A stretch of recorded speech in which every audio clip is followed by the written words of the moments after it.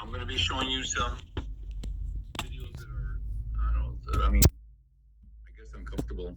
Um, so I'll give you a heads up in case you need to step away for a minute or so. But that's our conversation this week, chapter 13. Tomorrow, essay questions are going to be released. So I want to make sure that, let's see, where are we? They're ready to go.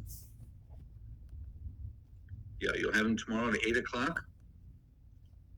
Your essay questions. I really do want to emphasize that you please read the instructions, and if you have any questions, please feel free to reach out and ask, because you're going to lose points if you don't follow the instructions.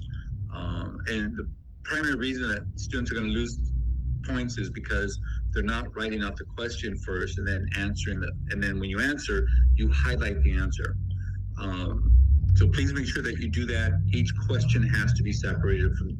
There are a couple of questions that have multiple questions, so you need to separate those. But that's the biggest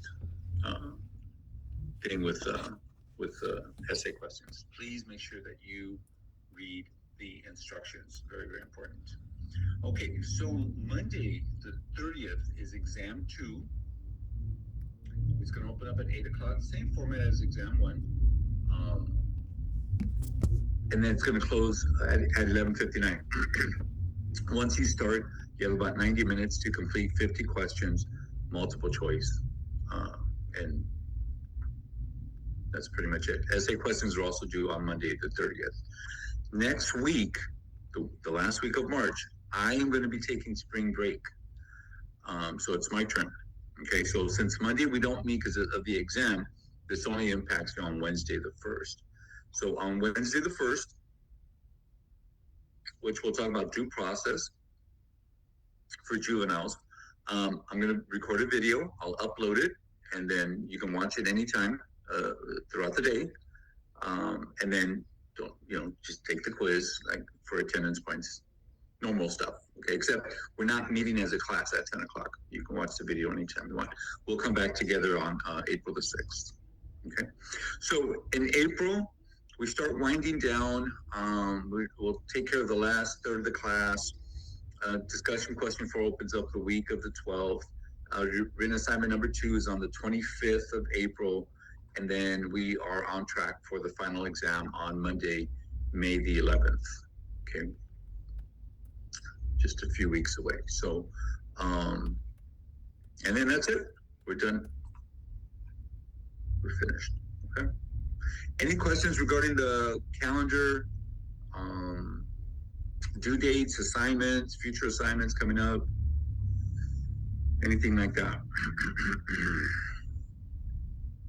If not, then let me get rid of this.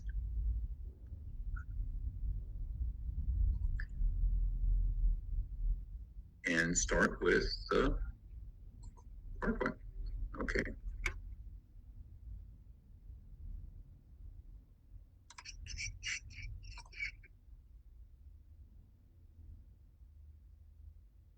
Okay. What's up with my screen? Okay. So again, before we get started, let's just get the poll question out of the way. Let me launch it for you guys. Hopefully you guys can see this. Question is, which month is the most common month for school-related crime or incidences to occur on campus? Right. Which month is the most common month for school-related crime to occur in? Vote now.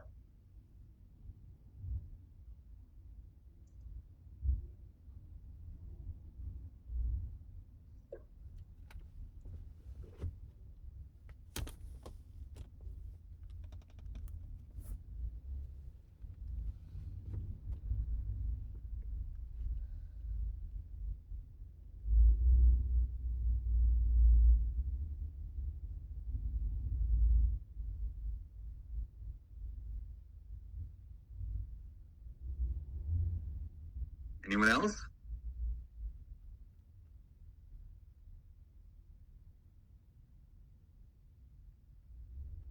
June and September, pretty close.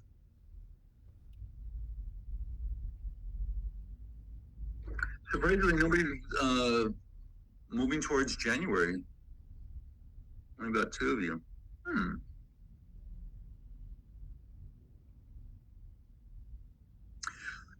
It's September. It's September. September is the most, I say, violent month, maybe deadliest month, in regards to school-related crimes, school-related incidences. It's actually September when people are actually coming back onto campus. That's also relevant in regards to colleges and universities. Colleges and universities, it tends to be September and October. That tend to be the months with the most crime and incidents that occur. Usually K through 12, it tends to be leaning more towards September. So, all right.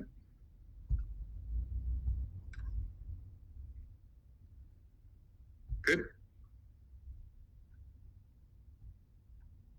So, a couple of links if you're interested in just seeing more of school shooting type of crimes. The one on the top here is what happened in Uvalde. So again, if you're interested in taking a look at that, then just some of the information there is a little, could be a little disturbing. So letting you know. All right. So let's see how much you know. And this is according to the FBI's Uniform Crime Reporting stats that they publish, and this information is from 2020 to 2024. 2020 to 2024. Okay, so put your answer in the chat. What was the most reported offense? Again, this is also related to school crime. What was the most reported offense in the crimes against persons category? I would like to know how Anybody want to guess?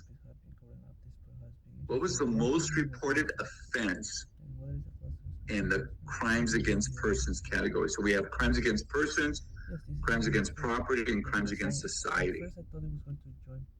And again, this is how the FBI kind of classifies it. Robbery or theft? Theft, okay.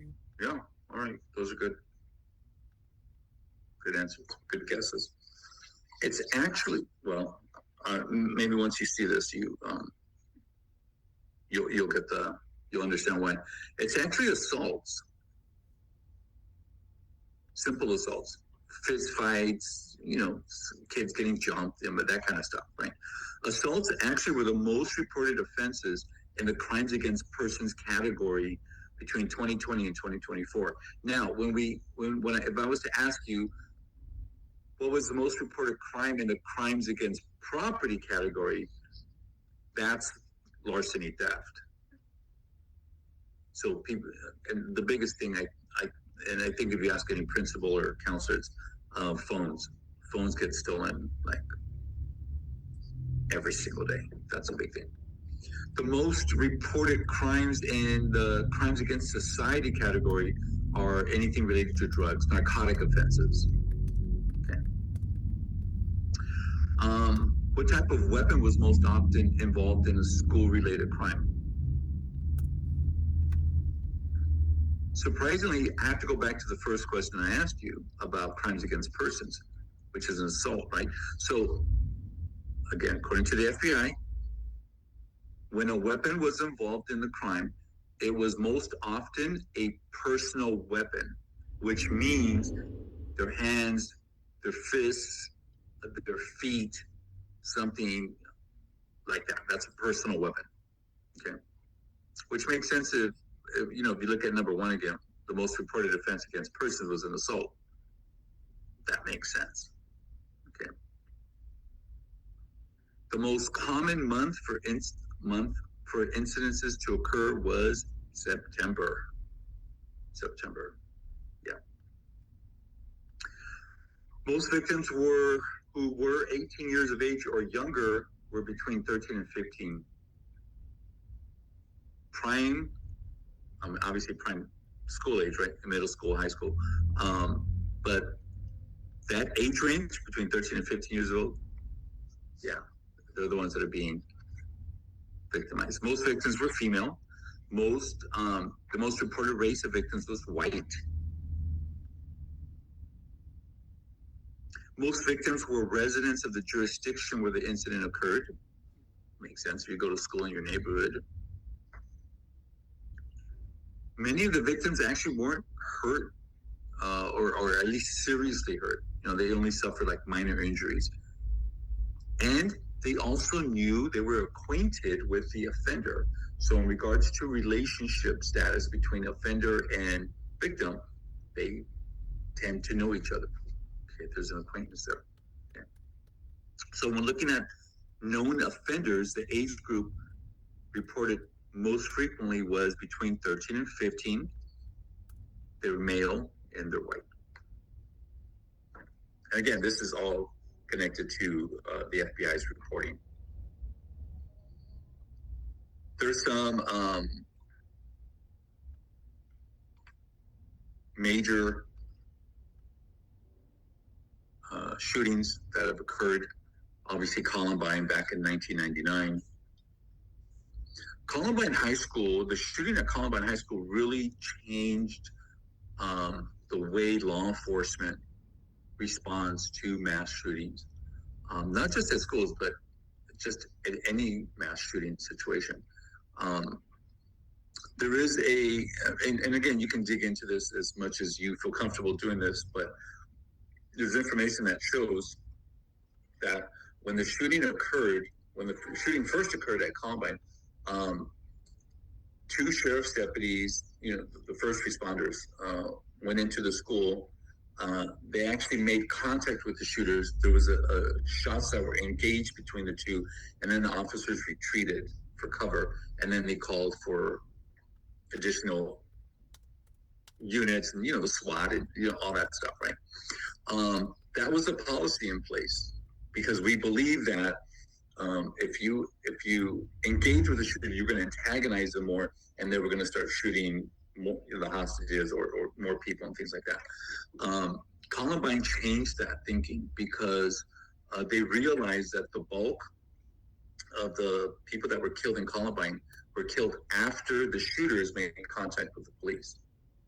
Okay, so the new way of thinking about engaging with shooters is that officers, even if the officer's alone by himself, no backup, they enter the building, they make contact with the shooter, and then they redirect the shooter's attention to the officer.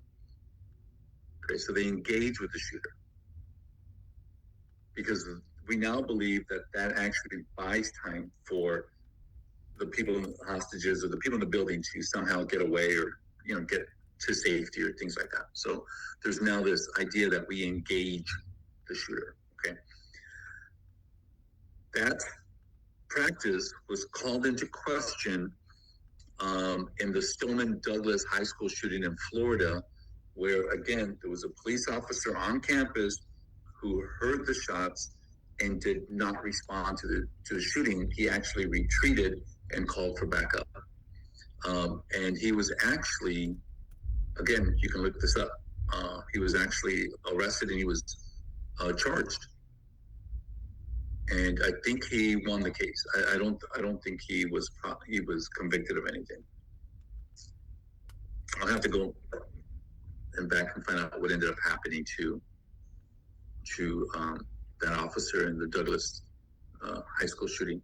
But again, if you look at the Robb Elementary School in Uvalde, Texas, same thing. Officers did not engage with the shooter, and as a result, 21 individuals were killed. And just recently, within the last, I think, 3 months, 2 officers who took a lead role in that shooting were actually prosecuted for failing to engage with the shooter, and they were acquitted as well too. There was a jury trial for that as well. So, yeah. So It's pretty serious when officers don't engage with the shooter because they could be held legally liable for that, has been seen. Okay. Professor, I have a question. Sure.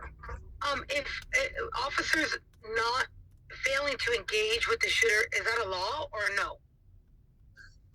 It's a department policy. It's a department policy. So, one, they can get fired. So that's the administrative penalty behind that. And there are jurisdictions that do have that as a law. So, like for example, in Uvalde, Texas, I think the two officers were charged with I don't want to say not an accessory, but I'll have to go look up the charge. Failure to engage, but that's not it. It's something related to that. And so in some jurisdictions, it is the law it is against the law when officers don't engage with the shooter, and people die as a result of that. So so there's an administrative aspect, and then there's the legal aspect. So the officer is going to get fired. That's the administrative part, and then they can be held legally liable, which is the legal part of it. Okay, thank you. You're welcome. So looking at this chart, it's interesting to note that starting in the 1970s, school shootings were relatively stable in this country up until about maybe, 89, 90-ish. You saw a small uptick, and then it came back down again. And then we started to see another uptick in, 92, 93, 94, and then it comes down again. And then the Columbine hit in 1999, and then it really, the school shootings in this country really don't start taking off, I guess, for lack of a better term, until around 2014, 2015, 2016. And then we start to see an overall increase. Okay. I'm going to show you another graph. I think I have it in a couple of slides. Where 2022 was a very significant year in regards to school shootings. And I don't know what the heck was going on in 2022, but it was significant. Rates of gun violence.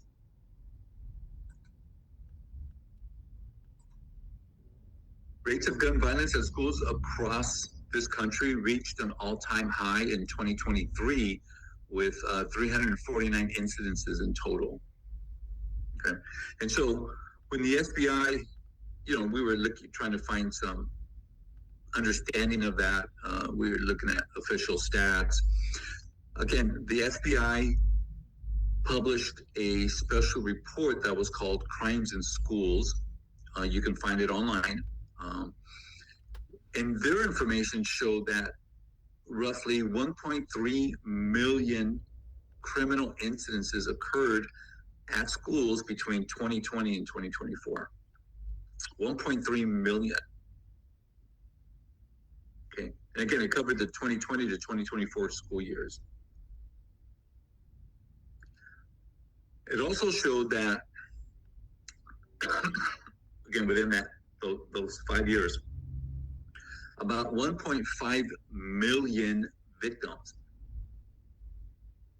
and about 1.2 million known offenders that were connected with these reported crimes. Okay. And there was a wide range of crimes that were included in this report that was published by the FBI.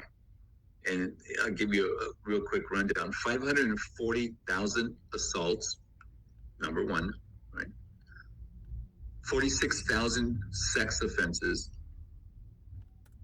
and just a little bit over 200 homicides.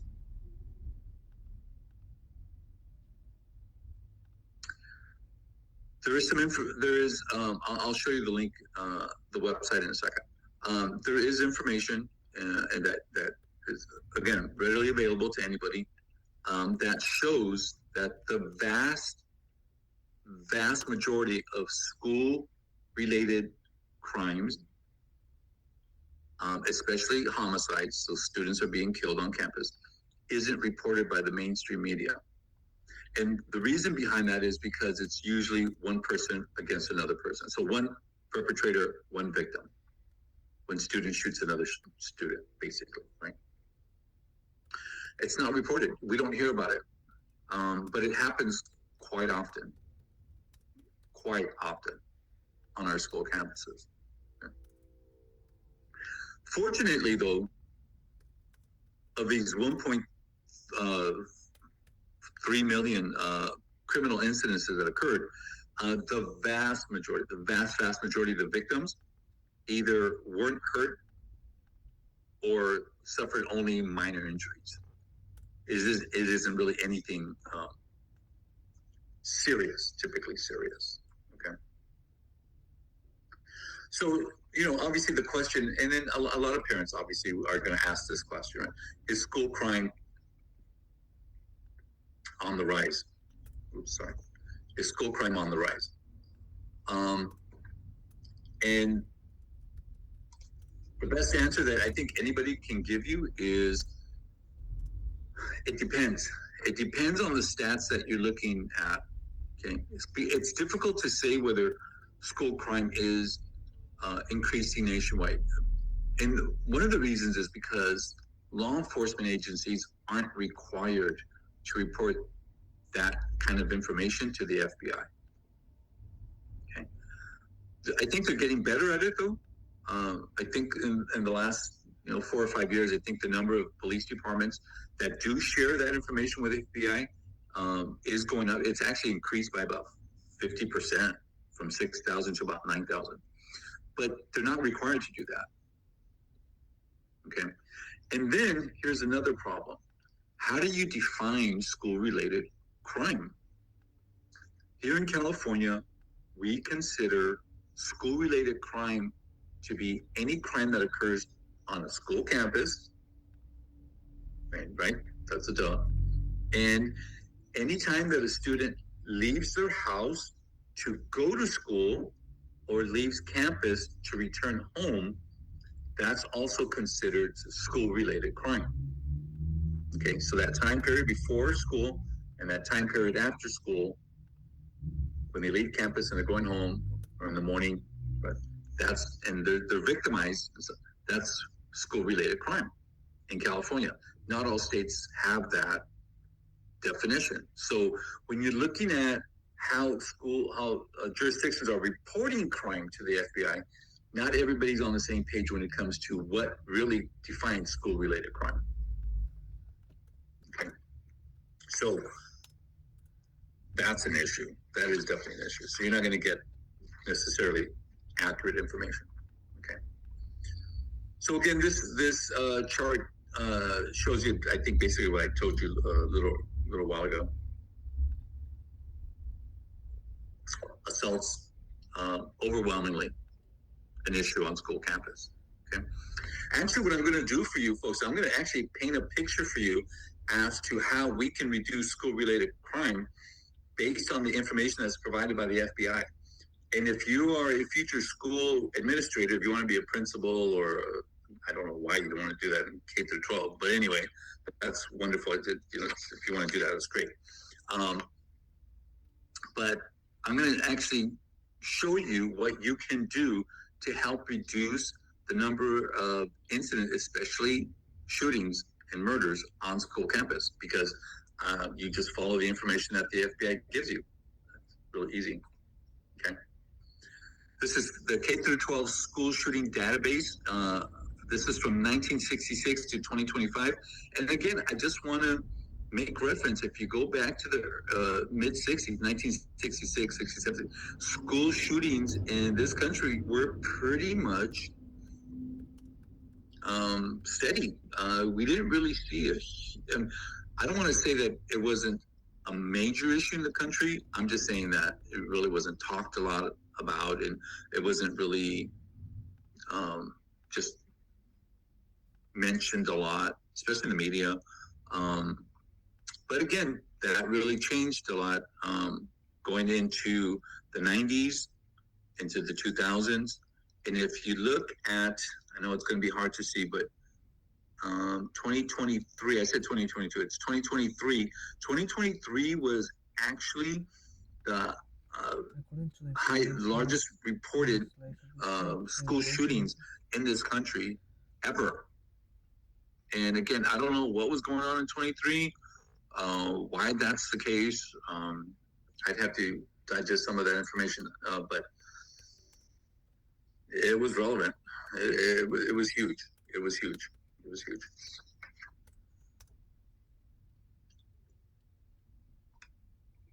The number of victims shot at schools from 1966 to 2025.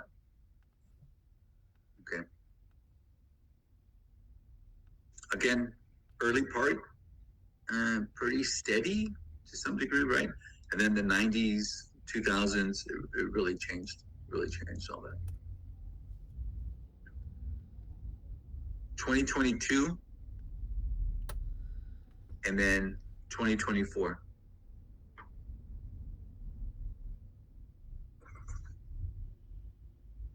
It's relevant. So again, according to the FBI, more than 3/4, so about 76% of all weapons that are used on school property, school-related crime, right, are referred to as personal weapons. Somebody's fists, their hands, their feet, their teeth if they bite somebody, other body parts.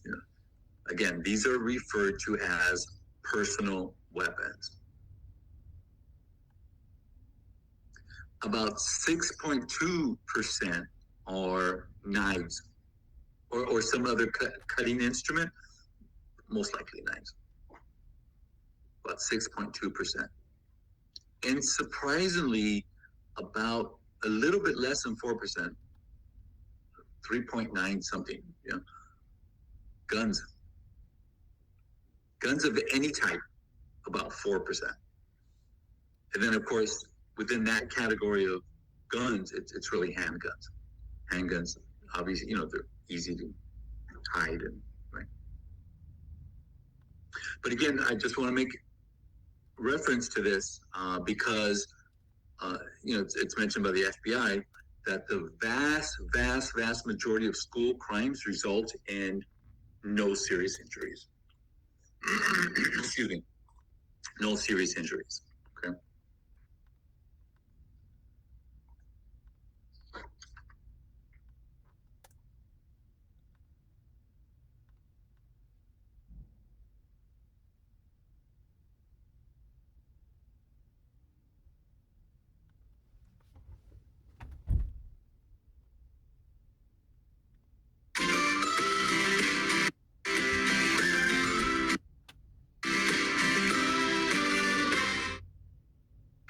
Whoa. What's that? I just built a budgeting app in Base 44. Guys, on the morning of April 20th, 1999, Columbine High School seemed like any other school day. Students arrived for class, teachers prepared their lessons, and the first lunch period was soon underway.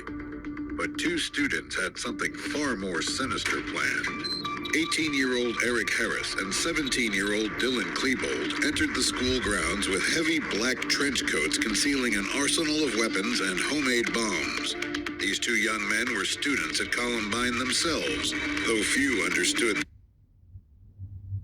13 minutes, I can't show you the whole thing, but if you're interested, take a look at it. It's really interesting. It gives a different dynamic of sort of like the step-by-step process of what happened on that morning. So,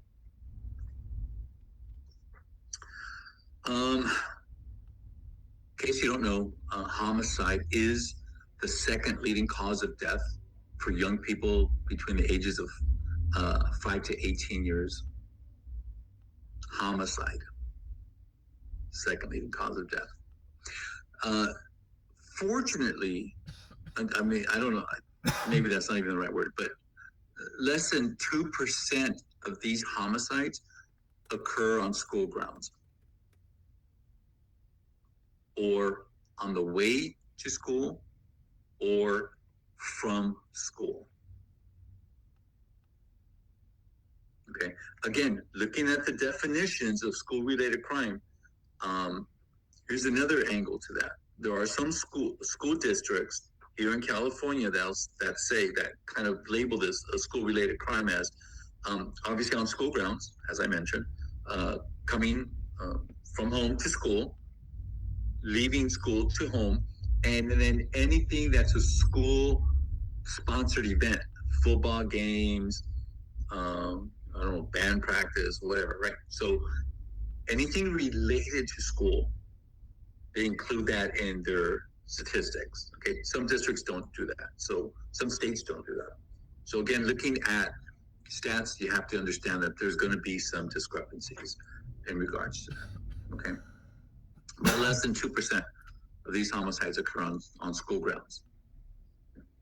So there is some information from the school-associated violent death surveillance system that plays an important role in really assessing national trends in school-associated violent deaths. Also, I think it helps legislators really, and it keeps them informed of like what's going on schools and related to crime, and then how to prevent fatal school violence and things like that. So here's what the information tells us. About 90% of school-associated homicide incidences from 1994 through 2016, about 90% involve only one victim. One perpetrator, one victim. But when you look at the multiple victim crimes, incidences, those accounted for about 10% of all school-associated youth homicide incidences. Again, this is from 1994 to 2016. Okay. Number two, again, when we go back to single victim school-associated homicides, they're actually very similar to youth homicides that are unrelated to schools, like community violence. Often involves a male. That's true for school shootings as well. Often involves racial, ethnic minorities. Very relevant for school and community violence, right? And it usually occurs in urban schools, which is the same that you'll find in community violence. More youth homicides tend to occur in urban communities. Okay, so again, my contention that schools are a microcosm of what's going on in the community. So whatever's going on in the community will eventually find itself in school, on a school campus. So if you live in a community where there's a lot of gang violence, it's going to creep into the schools. When you're in a community where there's maybe a lot of racial tension, it's going to trickle into the schools. Schools are microcosms of what's going on in the community. Okay.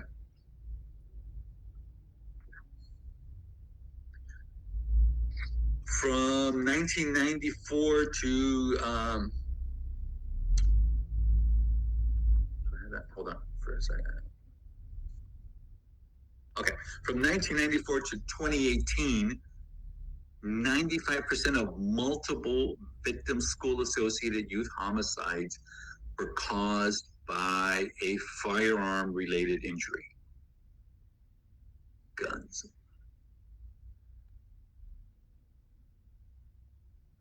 So when you look at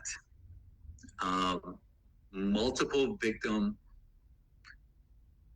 single victim, and suicides, firearms are used primarily in those type of school-associated homicides and suicides. And those firearms overwhelmingly come primarily from the perpetrator's home.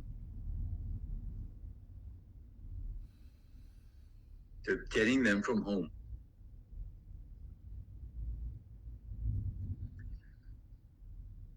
What we also know, and the Secret Service did this, and I'll show you that as well too. Nearly 50% of homicide perpetrators gave some type of warning signal. Like they made a threat. It's usually going to be online now. They left a note. They told somebody before the event occurred. So one of the telltale signs of school shooters that have been studied by the U.S. Secret Service is that the vast majority of them told somebody before they were going to shoot up the school, and many of those individuals didn't say anything. So, but they do tell someone. We know that. Many of them do tell someone. Okay. Again, that bottom line is for suicides. This is all at school, by the way. This is school. Okay. So suicides at school. Again, if you look, we're going back to 92, 93, to 215, 16. Pretty steady with the homicides at school. You don't see a lot of wiggle room there. That middle line is homicides of youth that are age 5 to 18 at school. Okay. Again, ebbs and flows. If you go to 98, 99, there was a drop, and then it's pretty steady, and then it kind of picks up 2006 and 7 school year, and it comes down again, and then 12, 13, and went up. So, okay. And then that top line is the number of student, staff, and other non-student school-associated violent deaths. So here you're talking about, you also include not just the students, but teachers, support staff, administrators, things like that.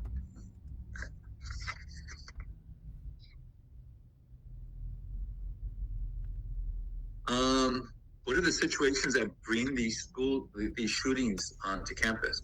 Look at number 1. A dispute, an argument. That's also relevant for community violence too, by the way. Escalation of dispute. There's an accidental discharge. That's 312, excuse me. Illegal activity, suicide, attempted, hostage standoff, drive-by shootings. Okay. So I think this chart, if again, you can digest the numbers if you want to a little bit more, but I think this would be a good argument to incorporate programs on school campuses as early as possible to talk about how to handle disputes, anger management, talking it out, those kind of things, right? Good example for that. How did the incident end in regard to school shooting? I want to make reference to something we talked about this in class about school resource officers, right? SROs. It doesn't show the entire title here, but here, apprehended or killed by S, that's an SRO, student resource, right? And that is this like orange slice. Only 2.3% of school shooters were actually stopped by a school resource officer. And the reason I want to bring that up is because I was kind of surprised at that number. I thought it would have been a higher number. But I'm actually kind of surprised at that. I don't know. I think maybe we can have a discussion about having school resource officers on campus. At least we need more of them. I don't know.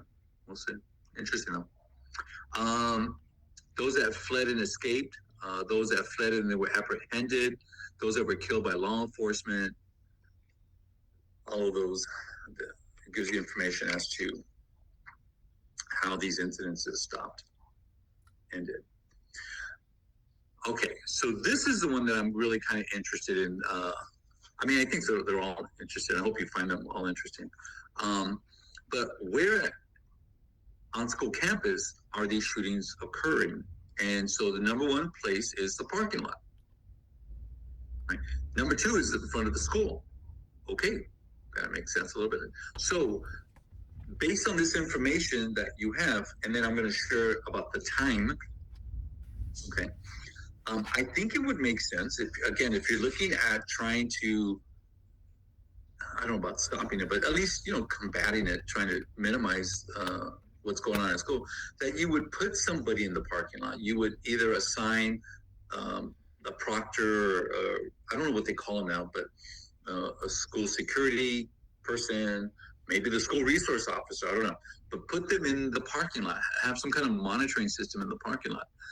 Maybe that would stop some of this. Same thing, being shootings that are in front of the school. What is that related to? Like drive-by shootings? Is it related to just one-on-one conflicts? I kind of delve into that a little bit more. But yeah, this is where shootings tend to, on the school bus. Okay. Most of the bullying that occurs actually occurs on a school bus. And then I think one of the main reasons behind that is because here you have a location where if you have the large school bus, you have potentially 65 students on one of these large school buses, and there's no supervision. The bus driver, folks, they are not supervising these kids. They're driving the bus. So these kids are pretty much left to their own accord. And so I would think, again, the way that you combat that is you put an adult person on the bus that's not driving the bus. They're supervising the students. But obviously I know that costs money because you have to hire somebody. I get all that, but 167 students were shot on a school bus. So look at that. Morning classes tend to be dangerous. Maybe we should start school after lunch. I don't know if that would solve the problem. But morning classes, so maybe there's some kids that aren't they're not morning people. At sporting events, football games, yes, that's relevant. That is relevant. Yeah. I don't know how they separate the dismissal with after school. So I have to dig into that a little bit more. But after school, when the bell rings, the golden hour, I think we talked about that, right? Between 3 and 4 o'clock in the afternoon. According to this, it's in the morning. So nighttime, lunch, afternoon classes. So again, this is going back to 1966, by the way. So again, you can, as school administrators, they can look at this information that the FBI provides. They collect, they disseminate this information to make some policy changes, I think. I don't think this comes as a surprise. The vast majority of school shootings occur on a high school campus. So I don't think that's not surprising. I'm disturbed at the elementary school, though. I mean, like almost 21% at elementary schools. That's pretty shocking.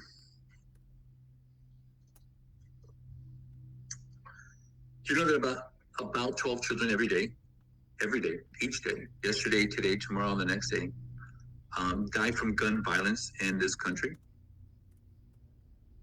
About 12 children a day. Yeah. And then again, this 2022 keeps popping up as to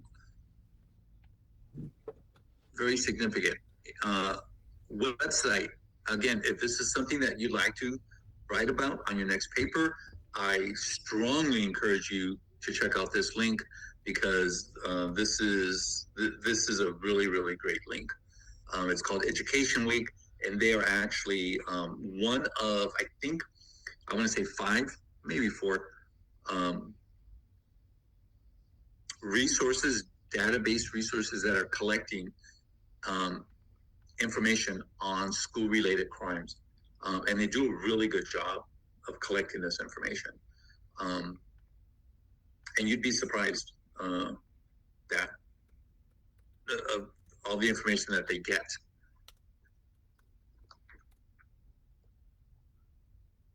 There have been 4 school shootings this year, talking about 2026, that resulted in injuries or deaths, and this is posted in January, so here we are in the end of March. There have been 244 such shootings since 2018. Okay. It delves into where the shootings happened. If you really want to know what's going on in California, there were 3 in 2018. Surprisingly, California tends, with the states, California seems to be in a pretty good spot when it comes to school-related shootings. We don't really have a lot, surprisingly. So if you're interested in knowing year by year, you can look at that. Where the shootings happen, again, if you're looking at 2018, year over year, there seems to be a little bit of a clustering aspect to it, but I don't think that that's necessarily a pattern. But what it really looks like. In 2020, there's 21, there's 22, and so forth and so forth. Last year, 25.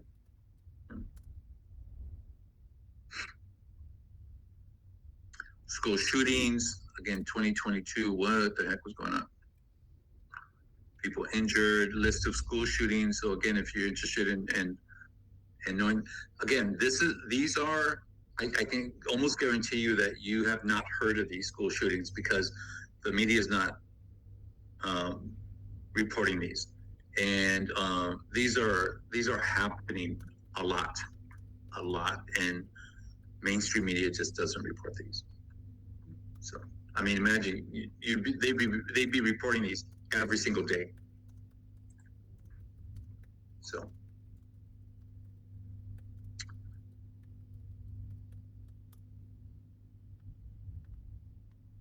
school shootings since 2018.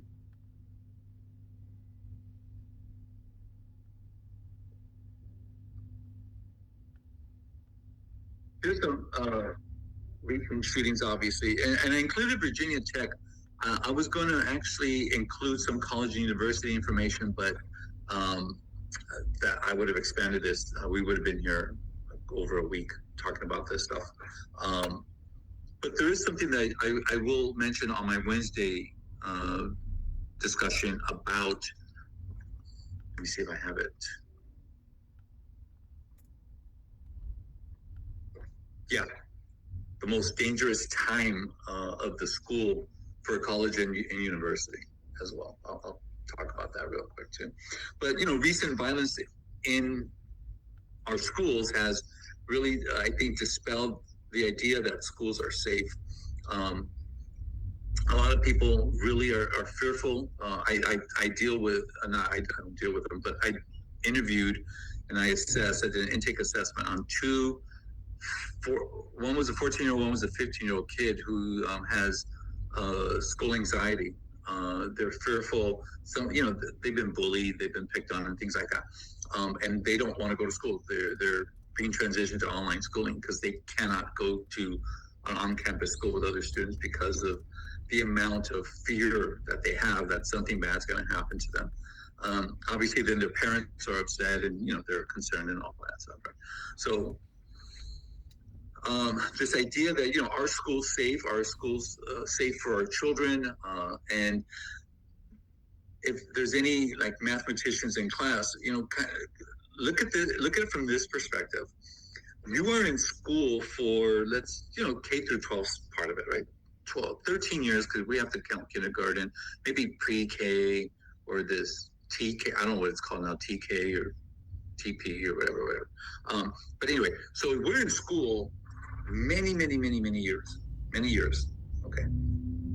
And we go to school every single day, Monday through Friday, right? So you have to look at the number of days we go to school, how many students we go to school with, how many children go to school every single day in the United States. Do we even know that number, right? So if you look at all the numbers, you put those numbers together, you think, what are the chances that my child is going to go to school today and get killed? It's minuscule. Schools continue to be the safest place for children. Believe it or not. Schools are look at the number of kids that go to school every day, right? Millions and millions and millions.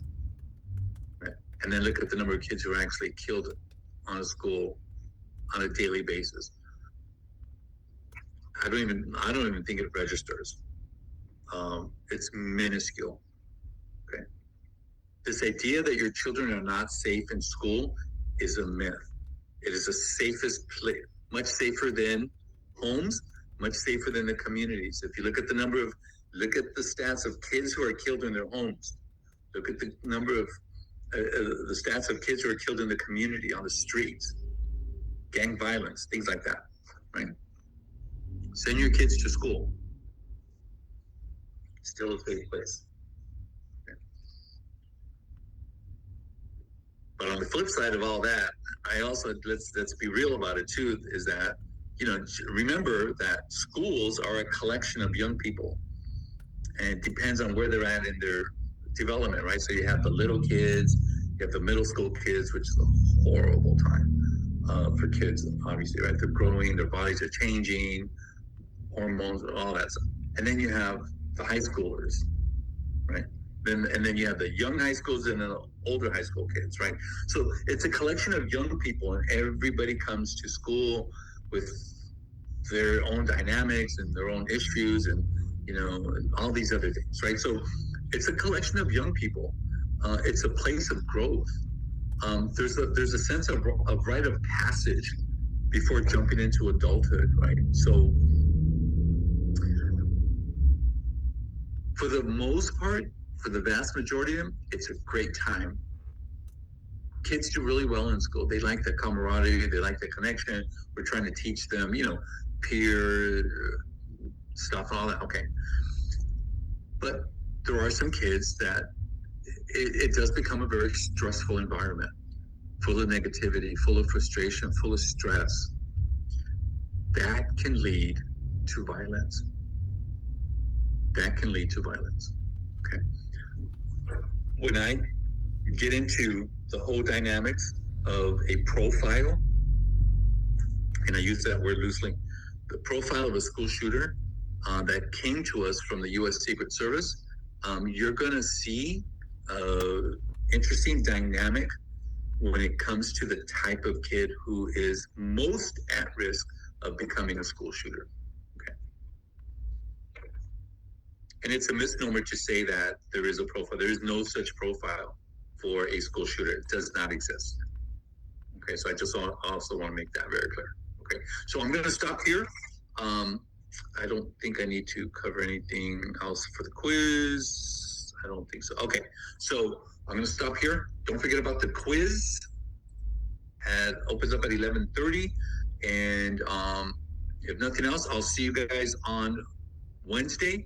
Have a great day. Don't forget, next week, I'll be on spring break. So we're not meeting next Wednesday. Okay? So have a good day, everybody.